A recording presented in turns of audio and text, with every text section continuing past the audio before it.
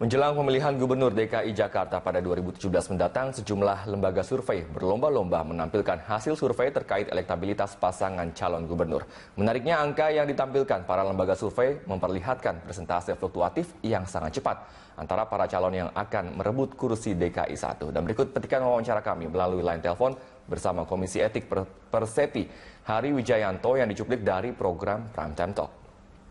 Secara umum kalau kita pegang kode etik ya, mereka yang penting mengikuti kaidah-kaidah survei yang benar. Kemudian menyampaikan metodologi itu secara jelas supaya diketahui publik. Saya kira itu yang ini ya, dan tidak terjadi manipulasi dari informasi yang diperoleh dari survei. Persepi sendiri apakah memantau survei-survei yang diluncurkan beberapa waktu lalu ini, Pak? Kita memantau secara umum. Mudah-mudahan kalau nggak ada komplain, nggak ada friksi, sebenarnya itu kita anggap satu hal yang wajar saja. Berarti sejauh ini masih dianggap sesuai kaidah menurut Persepi begitu ya, Pak ya? Secara umum begitu. Jadi kalau ini kan survei pra-election ya, jadi hasilnya itu bisa sangat bervariasi. Karena ini kan dinamika yang di masyarakat itu luar biasa. Selamat malam pemirsa, Anda menyaksikan Primetime Talk bersama saya Ani Rahmi. Menjelang dilaksanakannya pemilihan Gubernur DKI Jakarta pada 2017 mendatang, sejumlah lembaga survei berlomba-lomba menampilkan hasil survei terkait elektabilitas pasangan calon gubernur. Menariknya, angka yang ditampilkan para lembaga survei memperlihatkan persentase fluktuatif yang sangat cepat antara para calon yang akan berebut kursi DKI 1. Meski sejauh ini calon petahana Basuki Cahayapurnama dan Jarod Saiful Hidayat masih unggul dibanding kandidat lainnya. Melihat selisih angka yang disajikan para lembaga survei, terlihat ada persaingan antara lembaga survei. Faktor-faktor apa saja yang menyebabkan hal ini terjadi? Kemudian bagaimana dengan etika para lembaga survei? Untuk membahasnya telah hadir bersama kami di studio peneliti LIPI Ikrar Nusa Bakti, dan kami juga akan membahasnya dengan Komisi Etik Persepi Hari Wijayanto melalui sambungan telepon. Saya akan menyapa Pak Ikrar terlebih dahulu. Pak Ikrar, selamat malam. Terima kasih sudah bergabung bersama kami malam hari ini. Juga ada Pak Hari Wijayanto. Selamat malam Pak Hari Wijayanto. Selamat malam Mbak. Ya, selamat malam Pak. Saya ke Pak Hari Wijayanto dulu nih. Pak, ini kan kita ketahui bahwa sudah ada beberapa survei yang dikeluarkan terkait Pilkada DKI Jakarta. Sebetulnya kode etik dari lembaga survei apalagi menjelang pemilu seperti Pilkada dan Pilpres ini seperti apa, Pak? Sebenarnya secara umum kalau kita pegang kode etik ya, mereka yang penting mengikuti kaidah-kaidah survei yang benar.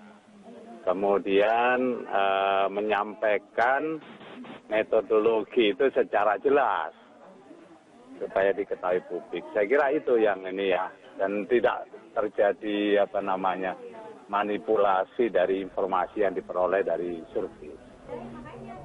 Persepi sendiri apakah memantau survei-survei yang diluncurkan beberapa waktu lalu ini, Pak?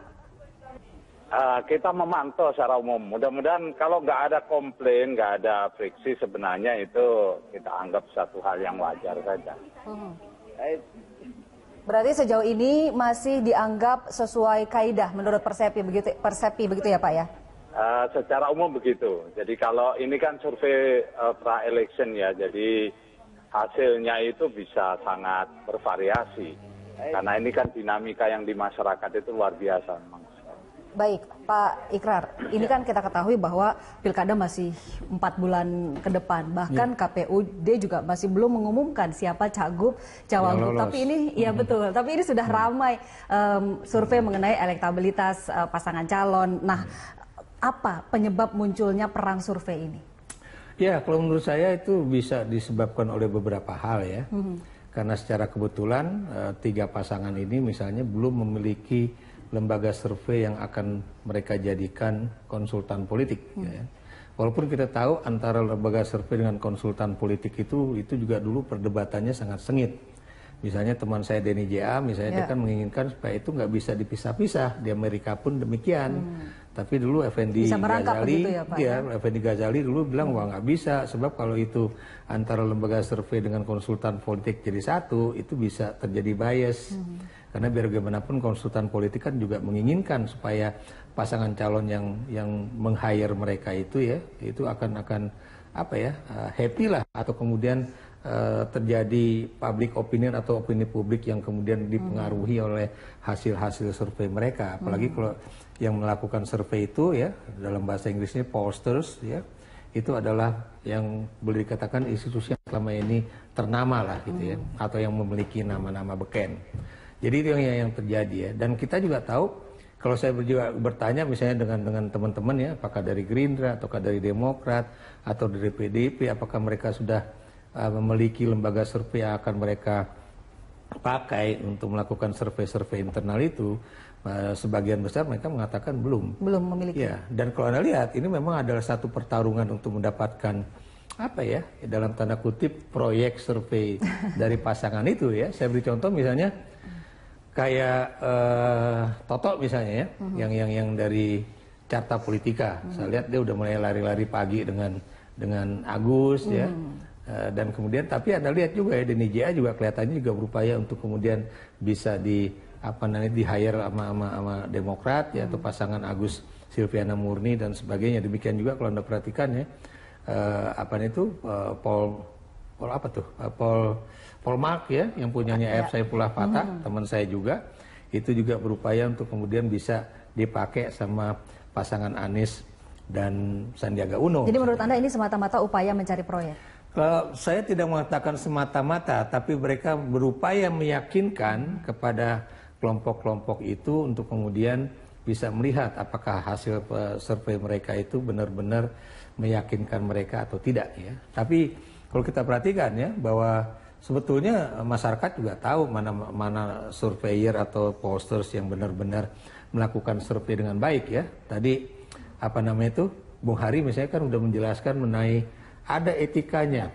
Dia harus menjelaskan metodologinya seperti apa, kemudian dananya juga dari siapa, gitu kan? Jadi ini dana ini kayaknya yang belum deh. Kalau metodologi ini rata-rata sudah diumumkan. Betul ya, metodologi memang rata-rata juga sama juga ya. Metode yang mereka pakai sama, cuma bedanya samplingnya errornya itu berapa persen ya? Maksud saya apakah misalnya plus minus 4 atau plus minus 1,5, ada yang plus minus 3,5, ada yang plus minus juga di atas 5 dan sebagainya. Kemudian Anda lihat ya tingkat keakuratannya katanya 95%. Tapi kemudian ada juga pertanyaan mengapa kemudian yang belum menentukan pilihan. Itu kan perbedaan ya, kalau lingkaran survei bilang ada antara sekitar 12 sampai 30. Ya. Kemudian ini saya boleh lempar 12%, ke Pak Hari nih, terkait Pak Hari, sebetulnya bagaimana kode etiknya lembaga survei yang menjadi konsultan publik, konsultan parpol begitu? Ya, sebenarnya secara etika mereka yang penting sebenarnya bagi kami ya, itu mereka hasilnya sesuai dengan kaidah-kaidah yang ditetapkan dan tidak ada tidak ada manipulasi informasi. Nah, hasil dari survei itu silakan untuk konsultasi mereka dengan parpol atau dengan pasangan tertentu. Tapi kalau itu dicampur, wah itu nyalain nanti etika. Ya. Nah, beberapa lembaga survei meyakini mereka bisa memisahkan antara kepentingan untuk publik dengan kepentingan yang digunakan untuk pemenangan pasangan calon gitu. Jadi secara aturan dibolehkan begitu Pak Hari ya?